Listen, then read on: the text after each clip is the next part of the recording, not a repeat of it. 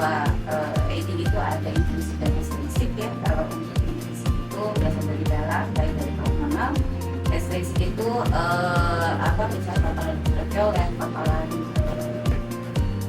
Nah, anatomi ini sebenarnya simpel ya teman-teman ya. Jadi nanti teman-teman bisa daerah-daerah yang akan kita koreksi.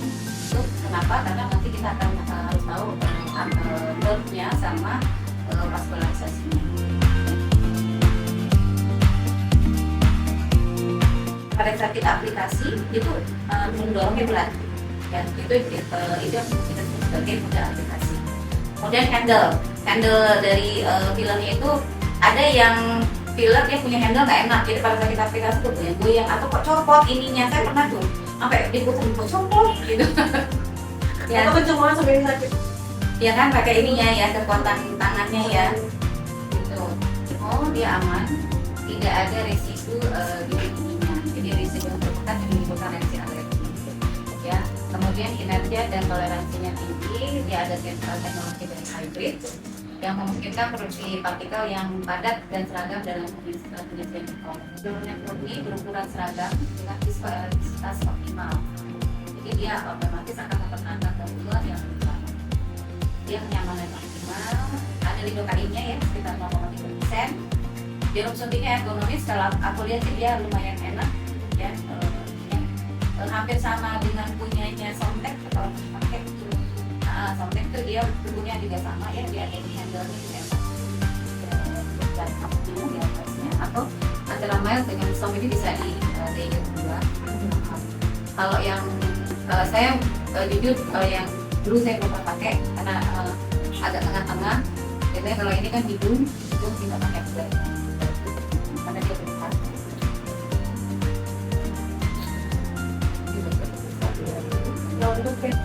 Kemudian infeksi, jadi kita perhatikan bahwa area yang akan kita lakukan film itu tidak ada infeksi di situ ya. Kita jerawat juga, kadang ada beberapa yang jerawat kita lakukan filler itu jerawatnya masih jadi jangan lupa bahwa kalian kita jadi dia akan menyebabkan si jerawatnya malah jadi pastikan jerawatnya seperti itu. Bukan jerawatnya baru kita lakukan filler. Anulnya sih yang besar aja ya Bu, sekitar 3G kalau bisa pakai kita subsisi. Bagus lagi karena subsisi itu kan kita mau bentuk jaringan di bawah. Kita perlu healing ya,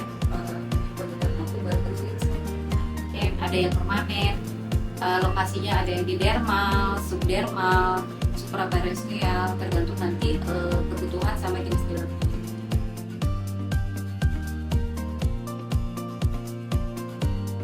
Itu biasanya pada nasonabil bisa itu layer. Jadi kita pasang yang di bawahnya itu yang berat, yang di atas yang ringan. Itu memang bagus sih, jadi dia lebih stay kuat di kanan.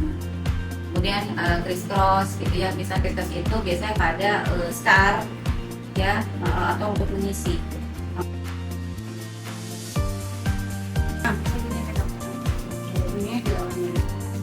Karena itu kan ada semacam yang rambut, itu kan berbokannya nanti masuk tapi jangan full ya, tetap aspirasinya. Tapi pengalaman aku sih kita blok mentalis sama improv kita udah oke kok ya. Ada di sini blok di sini nih di depan sini ketika saya hati-hati aja.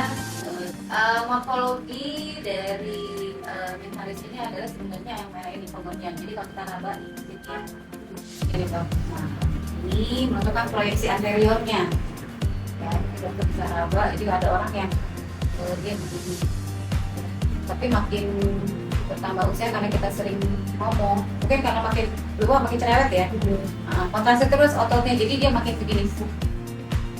Kadang-kadang kita butuh filler di daerah sini. Oke, sekarang aku bersama dengan Dr. Irma, dan Dr. Irma ini adalah trainer di Mihofil kali ini ya. Aku mau tanya-tanya seputar yang tadi nih Dok. Tadi dokter udah ngajarin apa aja nih Dok?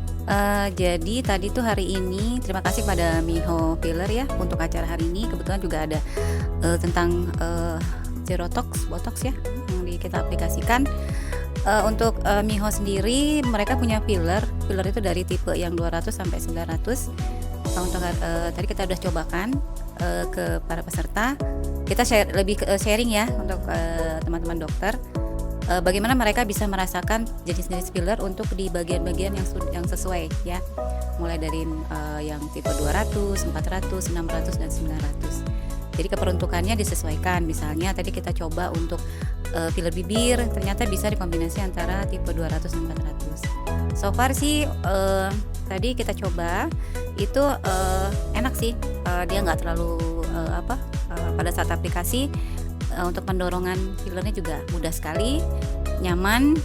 Kalau nyeri ya pasti ada sedikit nyeri, biarpun misalnya di dalamnya juga sudah ada lidokain ya. Tapi keunggulannya yang enak untuk aplikasinya. Oke sih ya. Kalau tadi peserta juga sudah mulai mencoba satu persatu dari semua jenis filler ya. Jadi alhamdulillah responnya baik ya. Mudah-mudahan sih kedepannya bisa langsung diaplikasikan ya Mbak ya. Jadi biar bisa dirasakan, kemudian bisa di follow up nanti. Karena kan filler ini bukan suatu hal yang tindakan sesaat langsung terlihat, karena dia suatu hal yang progres ya, berjalan terus, dan itu akan dirasakan tidak pada saat itu, tapi nanti untuk jangka panjang. Selama dokter praktek nih dok, paling banyak tuh pasien ingin di filler di bagian yang mana dok? Trennya hidung sih tetap ya, hidung sama dagu. Tadi ada juga namanya kan sekarang trennya itu berbicin, karena dia pengen V-shape. Nah itu otomatis dagu dan hidung masih favorit. Berarti seberapa recommended nih dok Mihofil? Saya kira cukup recommended ya, karena dari segi yang salah satu kriteria filler adalah mudah didapat, kemudian harganya juga tidak terlalu mahal, pengaplikasiannya mudah, kemudian penyimpanan juga tidak sulit. Nah itu kalau kita punya kriteria filler yang seperti ini, saya rasa ini juga menjadikan pilihan untuk penggunaan filler gitu. Ini yang bisa di retrograd yang bisa. Ini nanti kita aplikasikan modelnya seperti ini, bisa pakai short filler atau pakai kanul. Ya, sebenarnya lebih aman pakai kanul, cuman kadang kita suka nggak pas ya, lebih enak sih pakai short filler. Ya, jadi lebih tipis, kayak saya di dalam saya lebih tipis, makin tipis lagi karena bertambahnya usia kayak gitu. Ya. Nah, daerah-daerah yang dokter nanti aplikasikan adalah bedroom. Nah, nanti ada orang yang harus pakai bedroomnya. Seperti untuk apa sih?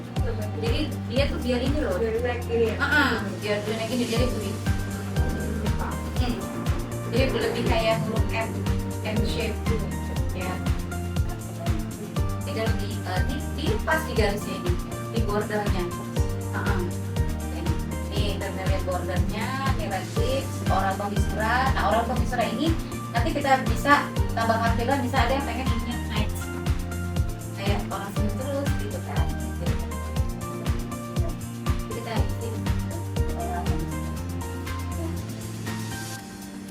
nah ini nanti bisa juga diisi di tengah sini ya.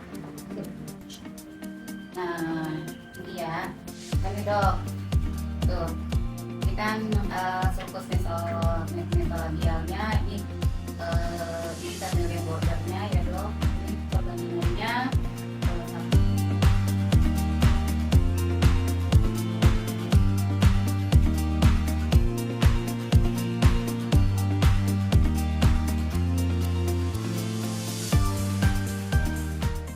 Masih di workshop dan juga hands-on Mihofil Beauty Shape with Mihofil di Glowing Anti-Aging and Wellness Clinic, dan aku di sini bersama dengan Dokter Feby Asmirna. Oke, Dokter Feby ya, aku panggilnya ya dok ya. Dokter biasanya praktik di mana nih dok? Saya praktek di Jasmine Beauty Clinic di daerah Cilendek, Bogor. Tadi kan udah ada workshop nih dok. Kalau boleh tahu tadi dokter belajar apa aja nih dok? Tadi kita belajar menggunakan fillernya ya gitu kan, untuk daerah cheek, framing dulu, terus kemudian dari daerah bawah mata, terus kemudian nasolabial foldnya sampai dagu. Di tindakannya ke pasien itu ada tindakan apa aja dok? Boleh dijelasin dok? Kalau untuk kebetulan saya case saya dia punya cekungan di bawah mata gitu kan. Jadi kita ambil beberapa teknik yang diajarkan sama dokter Irma. Jadi tidak langsung ke area bawah mata, tapi kita lakukan beberapa filler di beberapa daerah yang memang bisa mengangkat daerah cekungan untuk mengisi. Terus gimana nih dok menurut dokter terhadap Mihofil? Oke nggak nih dok untuk dokter rekomendasiin ke dokter yang lain? Selain memang alatnya dipakainya enak, jadi nekennya enak, nggak keras gitu kan. Itu juga salah satu yang membuat mungkin pada saat kita melakukan ke pasien jadi lebih mudah. Oke, berarti dokter udah cukup puas ya? Puas banget. Oke. Terima kasih dok.